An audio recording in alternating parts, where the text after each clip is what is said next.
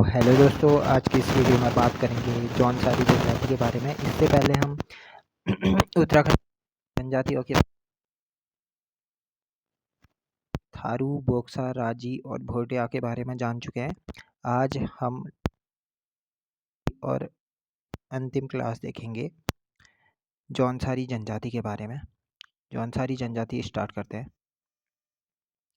जौनसारी जनजाति राज्य में द्वितीय सर्वाधिक जनसंख्या वाली जनजाति है। ठीक है, द्वितीय। फर्स्ट कौन सी है? थारू। लास्ट कौन सी है? राजी। ठीक है। जौनसारी जनजाति की सर्वाधिक आबादी कहाँ पाई जाती है?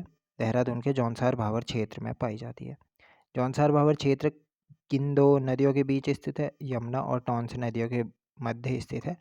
यमुना और टॉन्स के द्वारा ही हिमाचल प्रदेश की सीमा भी निर्धारित होती है। ठीक है। नेक्स्ट, ये जौनसार भावर क्षेत्र किन क्षेत्रों से मिलकर बना है?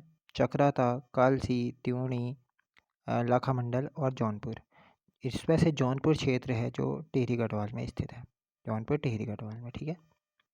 नेक्स्ट, जौनसारी मंगोल और डोम प्रजातियों का मिश्रण है जो 3 वर्गों में बांटी गई है। खखास, जिसमें ब्राह्मण शामिल रहते हैं। कारीगर, जिसमें लोहार, सुनार, बढ़ई, नाथ जो शामिल रहते हैं। और इसके बाद हरिजन। हरिजन में मोची, कोली, डोम प्रजाति शामिल होती है। ठीक है। 3 वर्गों में बांटा गया है। परिवार कैसा होता है इनमें? परिवार होता है संयुक्त और पितृसत्तात्मक परिवार होता है। पहले इनमें बहुपति विवाह प्रचलन था। विवाह की इनमें 3 प्रथा प्रचलित है। बेवी की, बोइदोदिकी और बाजदिया। बेवी की सबसे सिंपल विवाह होता है। बोइदोदिकी उससे थोड़ा सा बड़ा चढ़ाकर। बाजदिया सबसे बड़ा शान और शौकत वाला विवाह होता है। ठीक है। बोइदोदिकी इन दोनों के बीच का विवाह होता है। पहले इनमें ग्राम पंचायत की जगह समिति होती थी जिसे खुमरी कहा जाता था। खुमरी के मुखिया होते थे, उन्हें ग्राम सयाणा कहा जाता था। खुमरी के मुखिया हो गए ग्राम सयाणा। और ये क्वेश्चन पूछा जाता है कि खुमरी किस जनजाति से संबंधित है? खुमरी जौनसारी जनजाति से संबंधित है। खतों के मुखिया को खत सयाणा कहते थे। ठीक है। इसके बाद यह क्वेश्चन पूछा जाता है, यह अपने को पांडवों का वंशज मानते हैं। ठीक है। देवता है इनके महासु, पांडव, पवासी, भद्रराज और देवी है इनकी कुंती देवी। ठीक है। देवी है इनकी कुंती देवी। इसके बाद नेक्स्ट, प्रमुख देवता महासु देवता है। महासु देवता का उद्भव स्थान पूछा जाएगा तो कश्मीर है। इससे पहले जैसे चंपावत का पूछ लिया गया ना, गोलू देवता का पूछ लिया गया था, वह उद्भव स्थान है उनका चंपावत। और गंगनाथ देवता का पूछेगा तो वैसे उत्तराखंड के बेस पे पूछेगा तो अल्मोड़ा। और ओवरऑल पूछेगा तो इनका गंगनाथ का उद्भव स्थान है नेपाल। ठीक है। और महासु देवता को विष्णु का छठा अवतार माना जाता है। विष्णु का छठा अवतार महासु देवता को माना जाता है। इनके मंदिर है हनौल, बुल्हाड़, पिसोई और लखवाड़। जिसमें हनौल मंदिर जो है इनका टॉन्स नदी के मध्य स्थित किनारे स्थित है। ठीक है। इनकी माता का नाम, महासु देवता की माता का नाम पूछा जाएगा तो देवलाड़ी हो जाएगा। उसके बाद महासु देवता के भाई देखिए, बासक, पिबासक, भूथिया, बौठा और चालदा। ये वैसे पूछा नहीं जाएगा, यहाँ तक है, इतना डीप नहीं घुसेगा आयोग भी। महासु देवता के भाई पूछ ले, क्या पता बाई चांस रियर केस में बन गया तो क्वेश्चन। तो बासक, पिबासक, भूतिया, बौठा और चालदा इनके भाई हैं महासु देवता के। इनके त्योहार हैं बिस्सू, जिसे कहते हैं बैसाखी। दशहरे को ये लोग पंचोइया पांडव कहते हैं। दीपावली को दियाई कहते हैं। माघ त्यौहार इनका वो होता है, पूरे माघ भर चलता है। नुड़ाई भेड़ पालकों द्वारा होता है, सावन में होता है। जागड़ा त्यौहार होता है इनमें। अठोई, जिसे जन्माष्टमी कहा जाता है। गोगा, जिसे फुलदेई कहा जाता है। किम्वाड़ी और विजयादशमी पायंता कहा जाता है। मरोज हो गया इनका त्यौहार।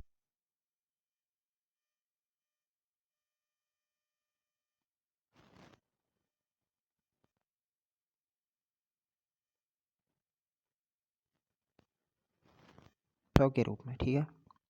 मेले को मौड़ या मऊड़ कहते थे। मौड़ मेला इनका प्रमुख है। मौड़ मेला अलगाड़ नदी के किनारे लगता है। इसमें मछ मौड़ और जातरिया मौड़ शामिल है। दो प्रकार के मौड़ लगते हैं, मछ मौड़ और जातरिया मौड़। ठीक है। इनके हारुल नृत्य जिसे परात नृत्य भी कहते हैं, घुमसू, झेला, छूड़ा, धी, घुड़चा, जंगबाजी, सराई, हंदिया, सामूहिक मंडवाना और तांदी नृत्य हो गया, मरोज हो गया, झैंता, ठुमकिया, बराड़ी गांडिया और रास रासो, झेला, पंडावाला, पौड़ई, रेड़ा रात, अंडे कांडे, केदार छाया, पत्तेबाजी, हाथी नृत्य, मांगल, छोड़े, सिरलोंगू और गोंडवाना इनके नृत्य हैं न गीत हैं। ये 4 गीत हैं। इसके अलावा ये भी गीत है और हारुल को नृत्य और गीत दोनों में रखा गया है और केदार छाया भी एक नृत्य और गीत भी है। ठीक है। जौनसारी के नृत्य और गीत हो गए। जौनसार पर्यटन स्थल कौन कौन से हैं? हनौल हो गया, लखमंडल हो गया, चक्राता, मुंडाली, कालसी, साहिया, देवबन, कानासर, नागठात, लखवाड़, बैराड़गढ़, ये सभी जौनसार प्रमुख स्थल हैं, पर्यटन स्थल। इसके बाद यहाँ से क्वेश्चन आता है इन सारे में से, फादर ऑफ जौनसार किसे कहा जाता है? भाव सिंह चौहान को। जौनसार के फर्स्ट समाज सेवी कौन है? केदार सिंह थे। जौनसार के फर्स्ट कवि कौन थे? पंडित शिवराम थे, जिनकी रचना वीर केसरी है। ठीक है। जौनसार के आधुनिक कवि किसे कहा जाता है? रतन सिंह जौनसारी को जौनसार के आधुनिक कवि के रूप में जाना जाता है। जौनसार संगीत का जनक किसे कहा जाता है? नंदलाल भारती। ये क्वेश्चन पूछा जाता है। नंदलाल भारती को अन्य नाम जौनसार रत्न नाम से जाना जाता है। जौनसार में राजनीतिक जागरूकता का जनक किसे कहा जाता है? गुलाब सिंह को जौनसार में राजनीतिक जागरूकता का जनक कहा जाता है। जौनसारी गायक कौन है? जगत राम वर्मा और फ़कीर सिंह चौहान जौनसारी गायक हैं। ठीक है। इसके बाद आज़ाद हिंद फौज के सिपाही वीर केसरी चंद जौनसारी के बलिदान दिवस पर कब होता है? 3 मई को होता है। और मेला कहाँ लगता है? चौलीथात, देहरादून में वीर चंद्र सिंह जौनसारी के बलिदान दिवस पर मेला लगता है चौलीथात में 3 मई को। ठीक है। इसके बाद ऊनी टोपी किसे कहते हैं? डिगुबा को ये लोग ऊनी टोपी कहते हैं। पकवान इनके लाडू और सापुली इनके पकवान हैं। कृषि और पशुपालन आधारित अर्थव्यवस्था है। सारी जनजातियों में यही अर्थव्यवस्था पाई जाती है।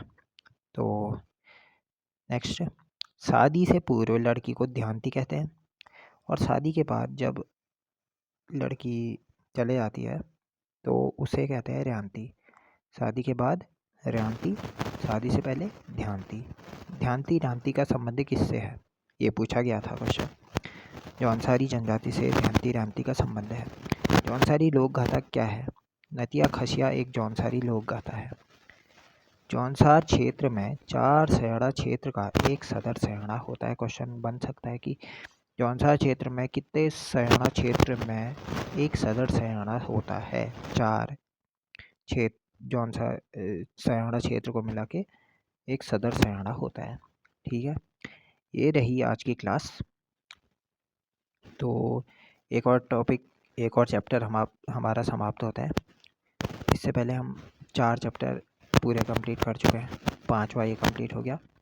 लगभग हमने 16 से 17 दिन में 15-16 दिनों में 5 चैप्टर ख़त्म कर दिए हैं।